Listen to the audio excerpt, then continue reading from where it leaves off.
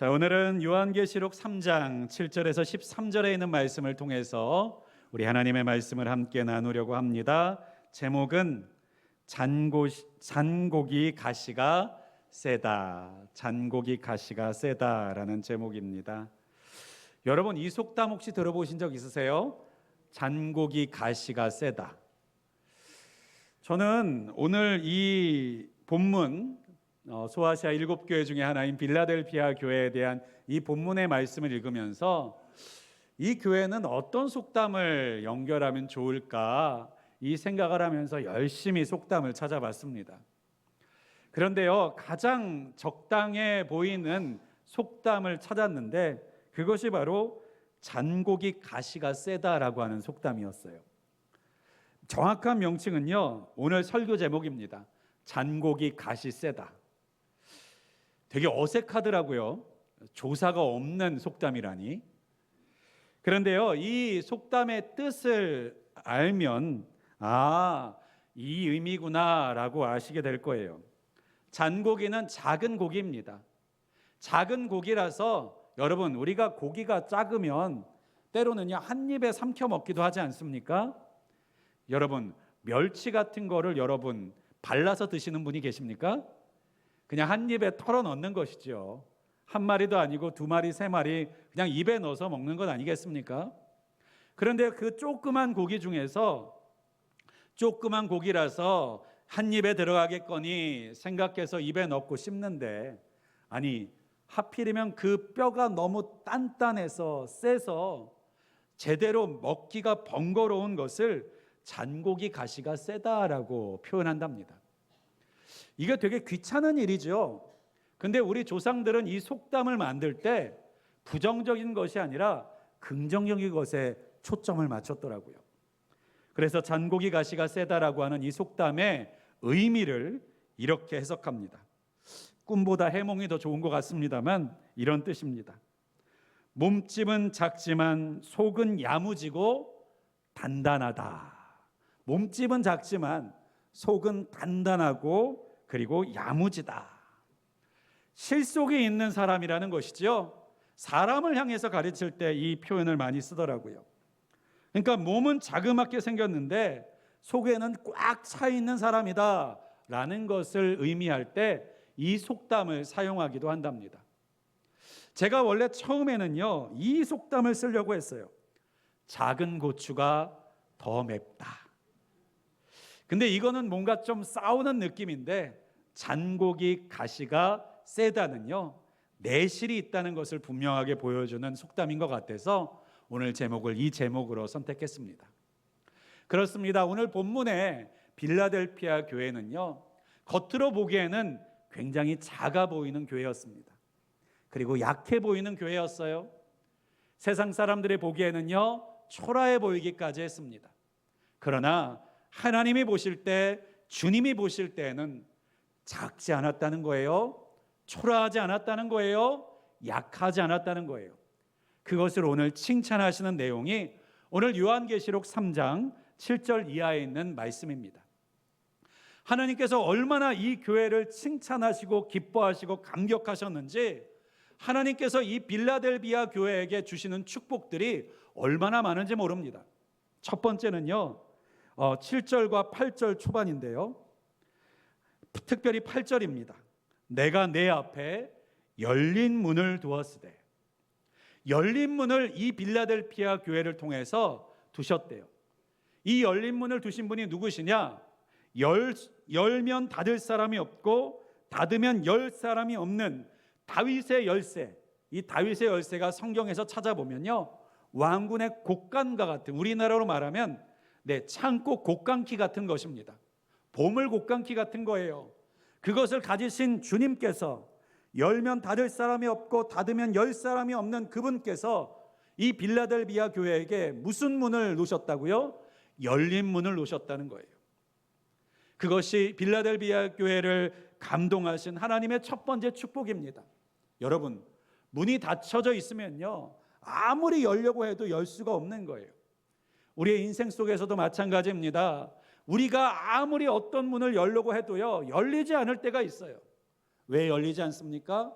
하나님이 닫아놓으시면 열 수 없는 것입니다.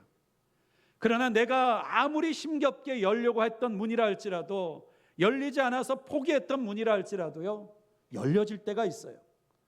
누가 여시는 것입니까? 하나님께서 여시는 거예요. 그렇습니다. 우리의 인생 가운데 하나님의 섭리가 중요한 것은요, 하나님께서 열지 않으시면 열 수 없는 것이 있고, 하나님이 닫아놓으시면 다시 우리가 그것을 열 수 없는 문제들이 있습니다. 그럼 우리가 어떻게 해야 합니까? 하나님께서 열어주시는 문들을 찾아야 돼요. 특별히 우리는요, 내가 원하는 것을 열려고 하나님과 씨름할 때가 많이 있습니다. 그런데 중요한 것은요, 하나님이 열어놓으시는 문을 찾는 것이 중요한 것인 줄 믿습니다.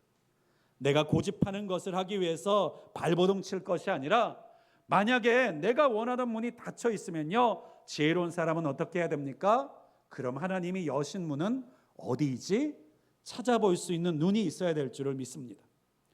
특별히 저도 목회자가 되기 위해서 하나님께서 부르시는 콜링을 받았을 때요, 제가 하고 싶은 것이 아니었습니다.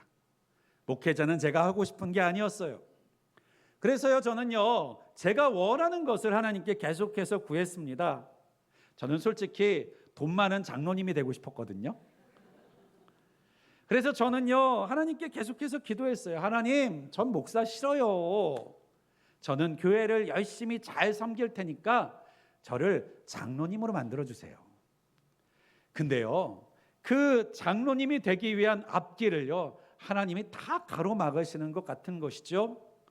때로는요, 이런 느낌이 들었습니다. 하나님께서 모든 문을 닫아놓으시고 문 하나만 열어놓으신 것 같은 느낌이 들더라고요. 무슨 문이겠습니까? 목회자가 되는 문만 열어놓으신 것 같더라고요. 그래서 고집하다가 주변에 여러분들이 계시더랍니다. 순종해야 돼. 순종 안 하면 돌아가는 길이야. 이런 얘기들을 하도 하시는 분들이 많아서 저는 똑똑한 길을 선택하기로 했습니다. 시간 낭비하느니 열린 문으로 가자. 그렇습니다. 빌라델비아 교회는요, 자신의 고집과 자신의 생각으로 문을 열려고 했던 것이 아니라 하나님을 감동시킴으로 인하여서 하나님이 열어주신 문을 만나게 되는 축복을 누렸던 것을 우리가 봅니다. 우리도 이러한 은혜를 누리며 사시기를 주님의 이름으로 축복합니다. 또한 이 빌라델비아 교회에 하나님께서 주신 축복은요, 그것만이 아니었어요. 특별히 하나님께서는요, 9절에 있는 말씀에 보니까요, 너를 핍박하고 거짓말하면서 너를 어렵게 만들었던 사람들을요, 내게 와서 너에게 절하게 만들어 주겠다. 그들로 하여금 무릎 꿇게 해주겠다라고까지 말씀해 주셨던 거예요. 복음 때문에 핍박받고 어려움을 당하게 만들었던 그 사람들이요, 그 복음 앞에 돌이키고 우리 앞에 나와서 무릎을 꿇으며 미안해, 잘못했어, 내가 오해했어 하면서 우리를 높여주시겠다고 빌라델비아 교회에 말씀하셨다는 거예요. 이것 또한 하나님이 주시는 축복인 줄을 믿습니다. 또한 10절에 보니까요, 시험의 때를 면하게 해주신대요. 하나님을 감동시키는 믿음의 사람은요, 굳이 당하지 않아도 될 시험을 피하게 하신다는 사실입니다. 사랑하는 여러분, 시험이라는 것은 무엇을 위해서 주시는 거예요? 우리를 단련시키기 위함이에요. 우리의 믿음을 세워주시기 위함이에요. 그렇기 때문에 우리 믿음이 세워져 있으면, 우리 믿음이 충분히 단련되어 있으면 우리가 시험을 당할 이유가 없습니다. 그래서 성경 가운데 창세기도 보면 아브라함에 대해서 그렇게 말씀하시죠. 이삭을 드리는 모리아산의 시험을 통과하니까 하나님께서 아브라함에게 뭐라고 말씀하십니까? 이제 다시는 너를 시험하지 아니하리라. 이제 다시는 너를 시험하지 아니하리라 라고 말씀하세요. 뭐에 통과하니까요? 하나님이 생각하셨던 아브라함을 향한 최고의 시험을 아브라함이 통과하고 나니까 하나님이 말씀하시더라는 거예요. 나 이제 너 시험하지 않을게. 너 믿음 확실하다. 이렇게 인정해 주셨던 것이죠. 또 한 가지는요, 12절에 있는 말씀에 보면요, 내 하나님의 성전에 기둥이 되게 하리라 라고 말씀해 주셨어요. 기둥이라는 것이 무엇입니까? 떠받드는 든든한 지탱대예요. 게다가 이 기둥은 그냥의 기둥이 아닙니다. 이름이 새겨져 있는 기둥이에요. 어떤 이름이요? 하나님의 나라에서 하나님이 부르시는 이름이 쓰여져 있는 기둥. 여러분, 우리가 세상 가운데서 사람들에게 아무리 이름 불려봤자 무슨 소용입니까? 하나님께서 우리의 이름을 기억해 주시는 만한 것이 없는 줄을 믿습니다. 그 하나님께서 우리를 하나님의 나라의 기둥으로, 성전 기둥으로 삼아 주시고, 그리고 그 가운데 주님의 이름을 새겨 주시겠다고 말씀해 주시는 거예요. 누구에게 주시는 축복입니까? 이 빌라델비아 교회에게 주시는 축복이다라고 하는 것이에요. 그러면 도대체 이 빌라델비아 교회는 뭘 했길래 이렇게 놀라운 축복을 받았을까요? 게다가 이 빌라델비아 교회는요, 소아시아의 이 편지를 받은 7교회 중에서 유일하진 않네요, 서머나 교회와 함께 책망이 없는 칭찬만 받은 교회였다는 사실을 여러분은 기억해 보실 만합니다. 책망이 없이 칭찬만 받은 교회.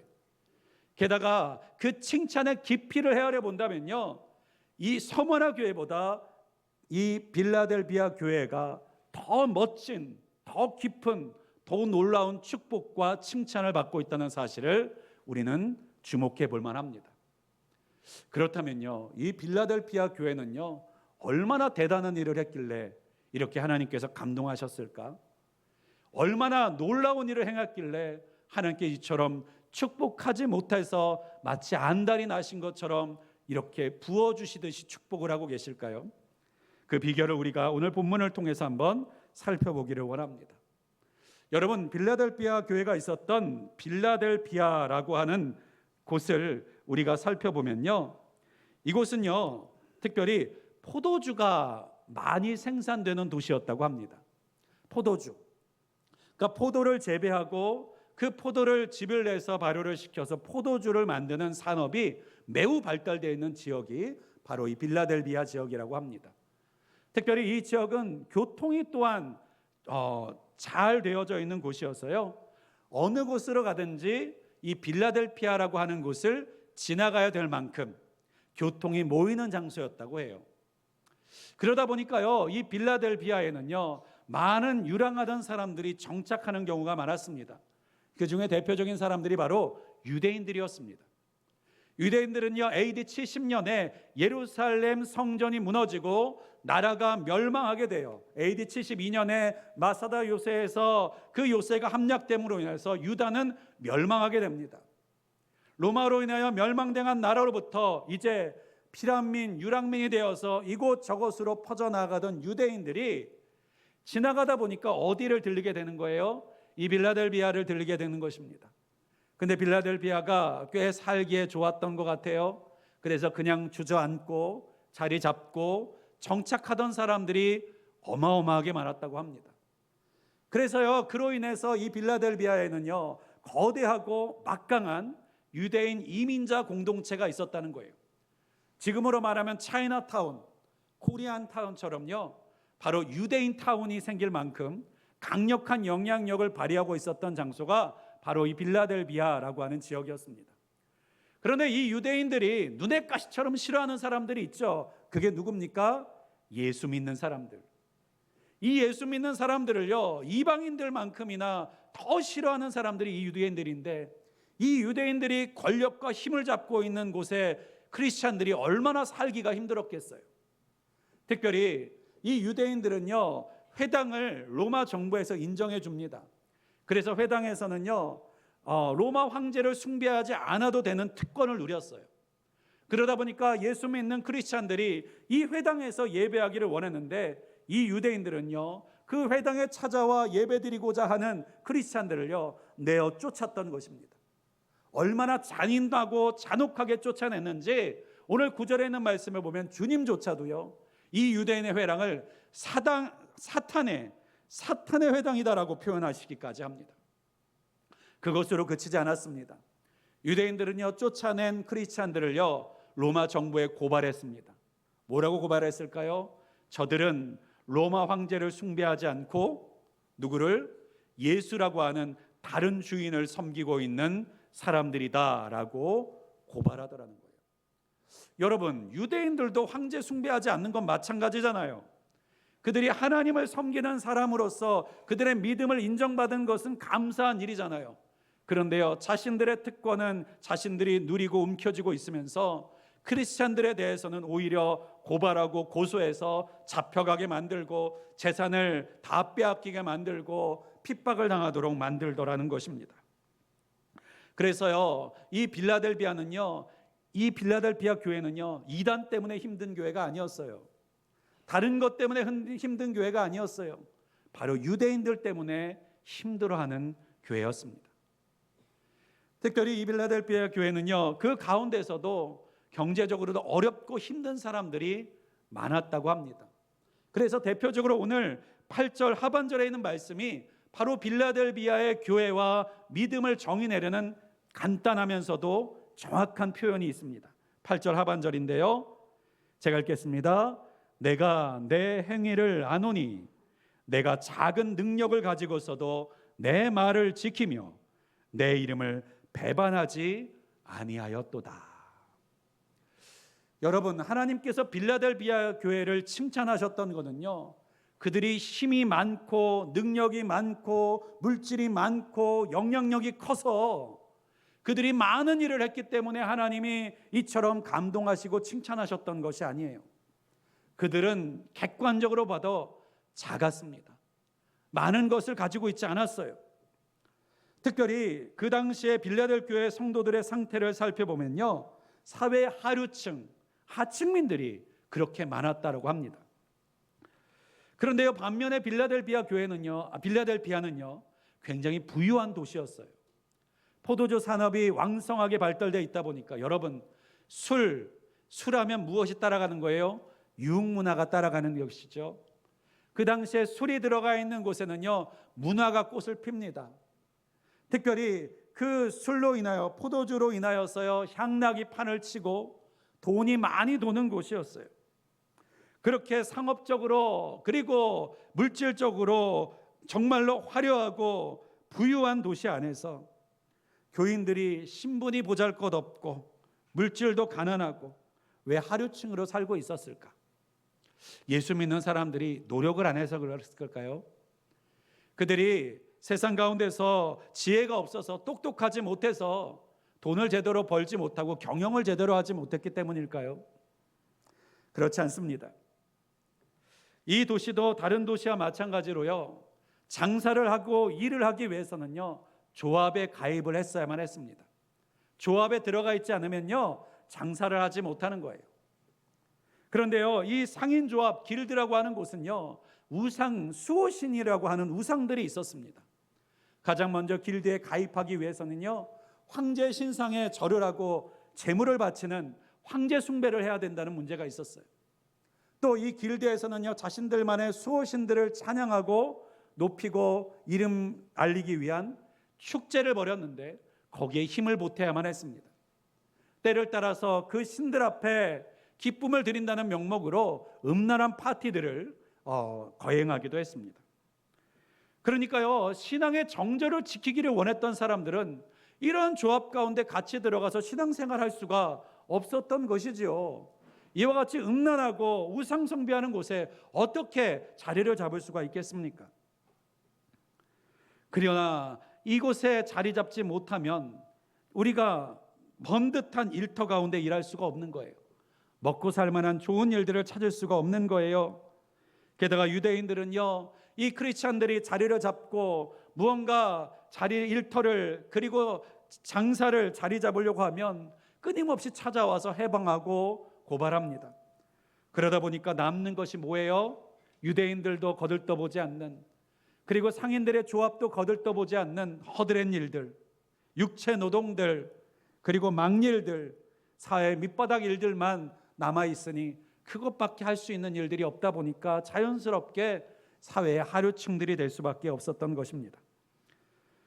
그들이 그런데 그 모든 일들을 자발적으로 선택한 이유가 무엇입니까? 주님을 사랑했기 때문이다 라고 하는 거예요.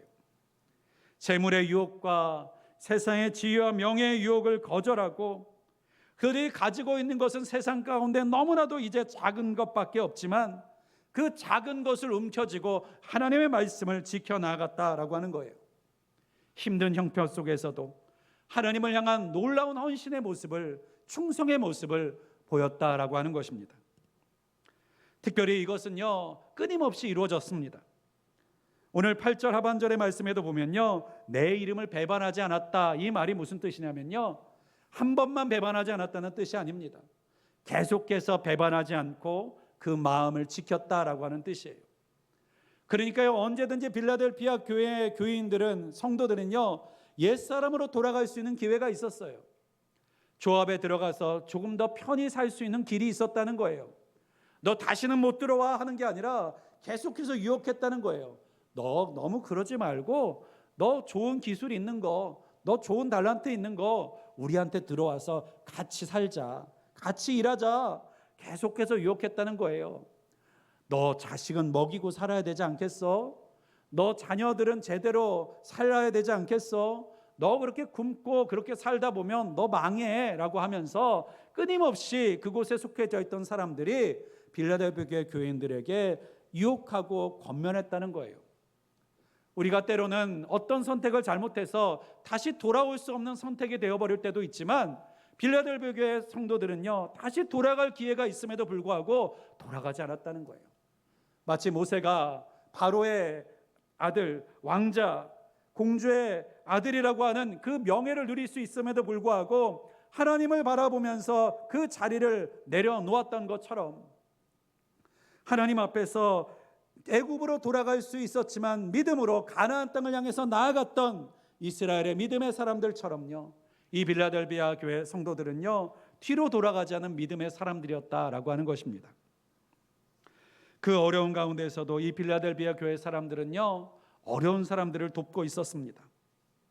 특별히 이 빌라델피아 교회는, 이 빌라델피아 지역은요, 포도주의 산지로 유명했는데요, 이 포도주가 이 빌라델피아 교인들이 많이 만들어서요, 다른 형제된 교회들의 성만찬을 위한 포도주를 공급했다고 합니다. 여러분, 방금 말씀드린 대로 이 빌라델피아 교회 성도들의 삶이 어떻습니까? 가난해요. 자식들 먹이는 것도 버거워요.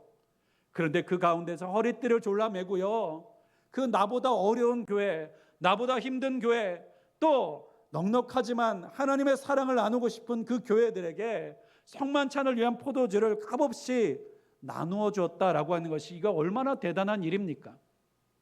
과거에도 교회들보다 보면요, 부유해서 교회 안에서 섬기셨던 것이 아닙니다. 먹을 것이 없고 오늘 먹을 것이 빠듯하고 쉽지 않은 상황 가운데서도요, 믿음의 마음으로 성미를 긁던 믿음의 어머니들이 계셨고, 또 나는 넉넉하고 여유 있게 살지 못함에도 불구하고 여름 성경학교 같은 것을 하면요, 그 어린 아이들 복음 앞에 나와서 예배드리고 찬양하는 아이들을 위해서 주라고 내 자식들에게도 주지 못하는 물건들을 사다가 공급하여 주고 나누어 주시던 분들이 다 넉넉하고 여유 있어서 주셨던 것이 아니라 무엇을 위해서요? 그 작은 것 가운데서도 하나님을 사랑하는 마음으로, 교회를 사랑하는 마음으로 그와 같은 일들을 행하셨던 것을 우리는 기억해야만 합니다. 바로 빌라델피아 교회가 그러한 교회였다는 거예요. 많아서 주는 것이 아니라 나도 쓸 것이 없는 적은 가운데서도 교회를 사랑하는 마음, 주님을 사랑하는 마음 때문에 그 불타는 마음을 감추지 못하고, 내가 못한다 내려놓지 못하고 내가 할 수 있는 것이 무엇일까를 찾던 교회, 그것이 바로 빌라델피아 교회였다라고 하는 사실입니다. 여러분, 이러한 교회, 이러한 성도들을요, 하나님께서는 감동하신다는 사실을 꼭 잊지 않으시기를 간절히 소망합니다.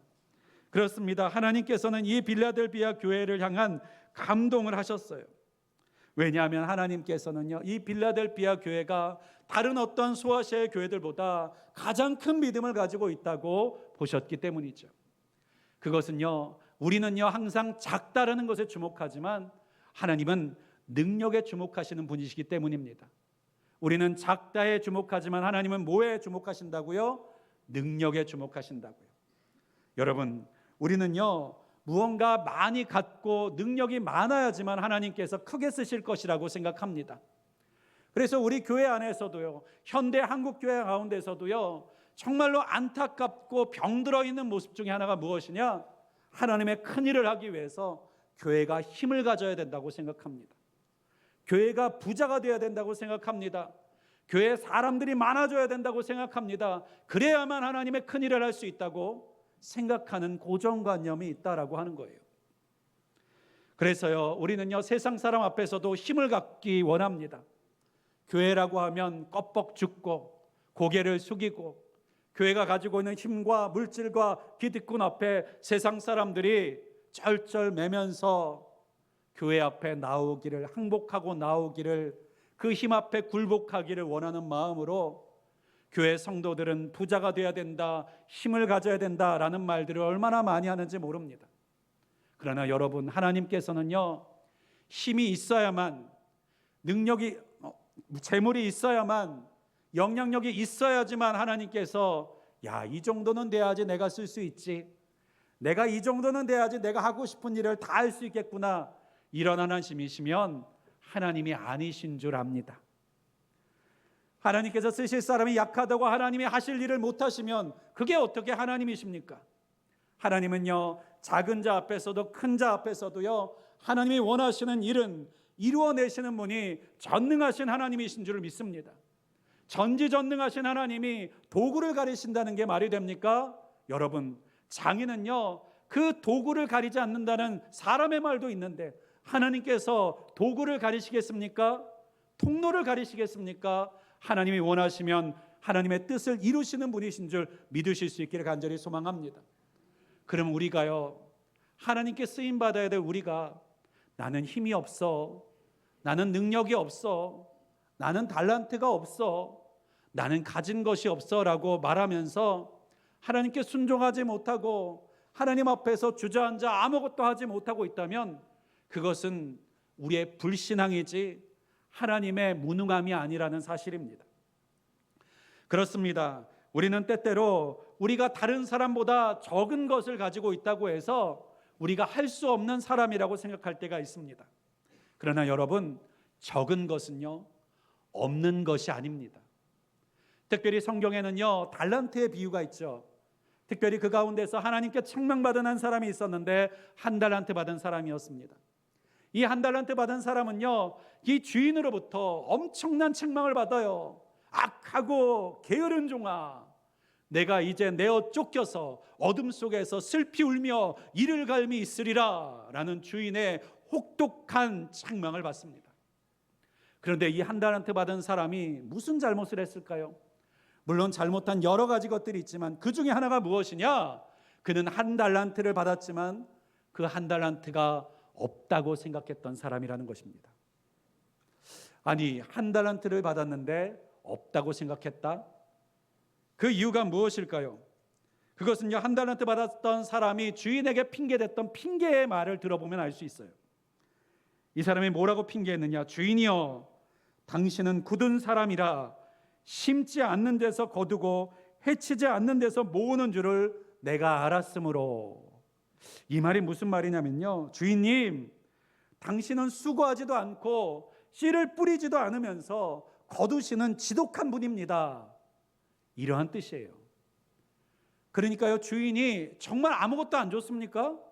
한 달란트 줬잖아요. 그런데 한 달란트 받은 이 종은요, 주인에게 뭐라고 말하는 거예요?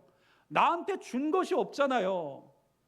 이 종의 기준에서 한 달란트는 없는 것과 마찬가지라고 여겼던 것입니다. 그래서 땅에 묻어버렸던 것입니다.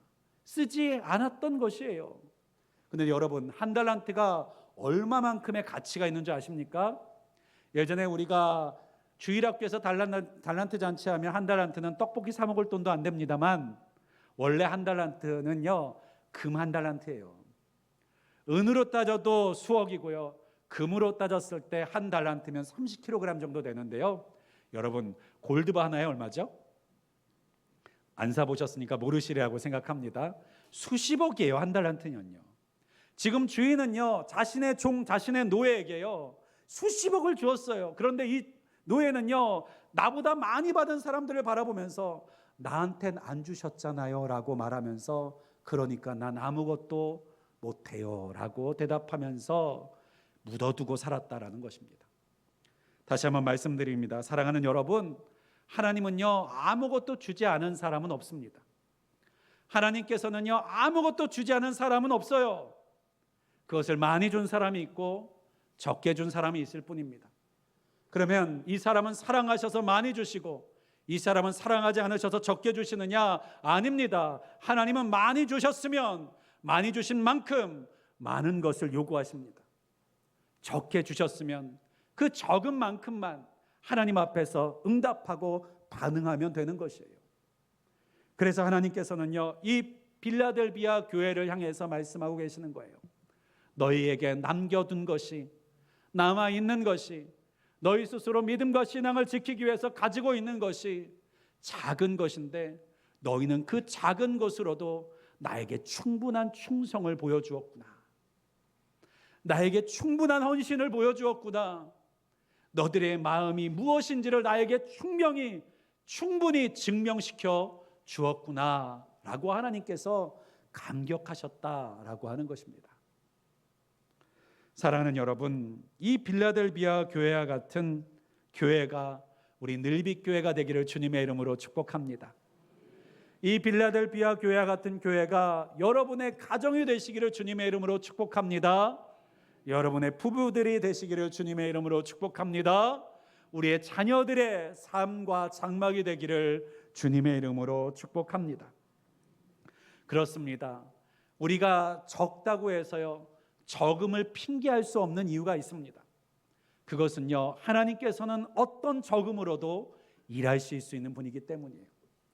여러분, 하나님께서 우리로 하여금 능력을 나타내시고 역사하시기 위해서 필요한 것이 무엇인 줄 아십니까? 큰 능력이 아니에요. 마태복음 17장 20절에 보면 이와 같은 말씀이 있습니다. 만일 너희에게 믿음이 겨자씨 하나만큼만 있어도 이 산을 명하여 저기로 옮겨지라 하면 옮겨질 것이다.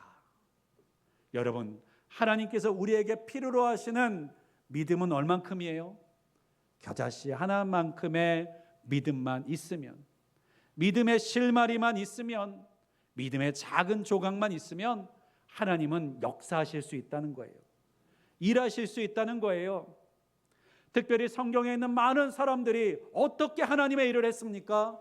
그들이 부자였기 때문에 일했습니까?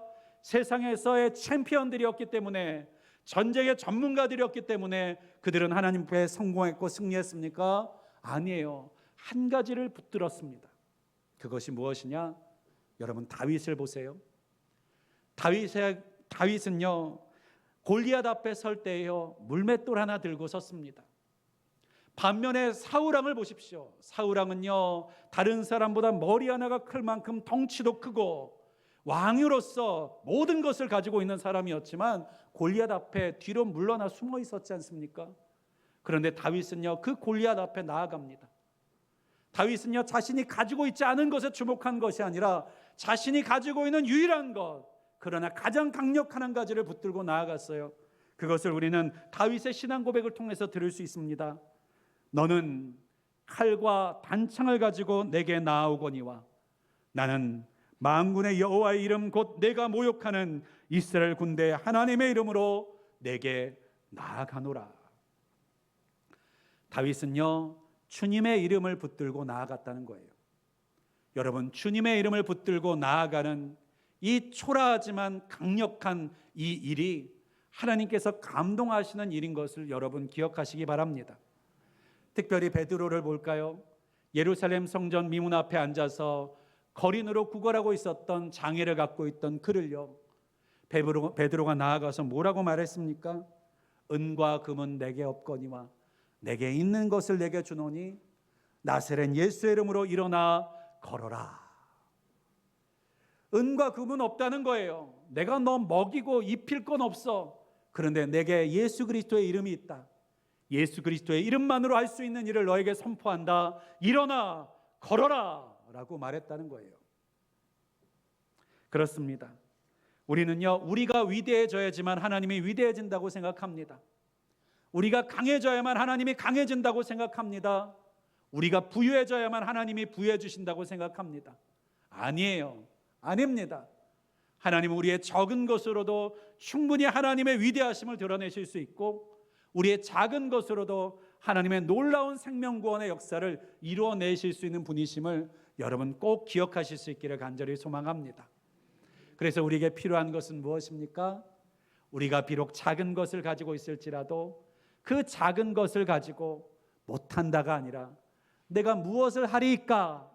내가 무엇을 할까요? 다른 사람과 비교하면서 저 사람은 저만큼 주셨는데 왜 나는 이만큼밖에 안 주셨어요? 난 못해요가 아니라 그러면 내가 이 주신 것으로 무엇을 하면 좋을까요? 라고 물어보시는 우리 저와 여러분 되시기를 간절히 소망합니다.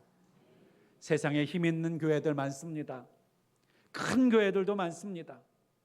그거에 비하면 우리 늘빛교회가 굉장히 큰 교회는 아니죠. 그러나 우리에게도 주신 것이 있습니다. 우리 주신 성도님들이 계시고 우리 성도님들 각자에게 주신 달란트와 그리고 하나님께 주신 은사들이 있습니다. 이것이 작다, 다른 것보다 크지 않다 우리가 말할 것이 아니라 우리 늘빛교회가 날마다 이렇게 고백할 수 있기를 바랍니다. 제게 주신 것을 가지고 우리가 무엇을 할까요? 내게 주신 것을 가지고 무엇을 가지고 우리 주님 앞에 충성하면 좋겠습니까?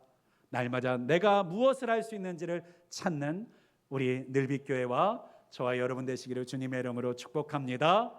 그럴 때 우리가 생각하지 못한 놀라운 일들을 행하시는 하나님을 만나실 것이고 겨자씨 하나님만한 이 작은 믿음을 가지고 나아갔더니 하나님께서 얼마나 놀라운 일들을 행하시는지를 우리가 보게 될 것입니다.